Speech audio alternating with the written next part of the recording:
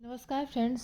एक बार राजा अपने राज दरबार में मंत्रियों से बौद्धिक चर्चा कर रहे थे कि संस्कार बुद्धि से आते हैं कि वंशानुगत होते हैं। मंत्रियों में इस विषय पर मतैक्य नहीं हो सका। समाधान के लिए राजा ने नगर से दूर एक महल बनवाया था और उसमें एक गूंगी बहरी परिचारिका को ठहराया गया। साथ ही 3 नवजात शिशुओं को पालन पोषण के लिए उसको सौंप दिया। एक शिशु था मंत्री का, दूसरा कोतवाल का और तीसरा ब्राह्मण का। 10 वर्षों के पश्चात तीनों बालकों को राज दरबार में बुलाया गया। राजा ने तीनों बालकों से प्रश्न किया, सब कुशल तो है? एक ही तरह के पालन पोषण के बावजूद तीनों बालकों के उत्तर अलग अलग थे।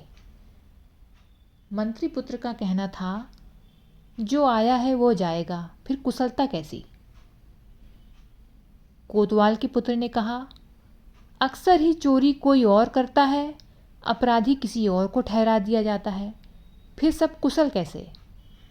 अंत में ब्राह्मण पुत्र ने जवाब दिया, आयु दिन प्रतिदिन घटती जाती है, फिर कुशलता कैसी? पूरे प्रसंग में मंत्री पुत्र ने तर्कपूर्ण उत्तर दिया।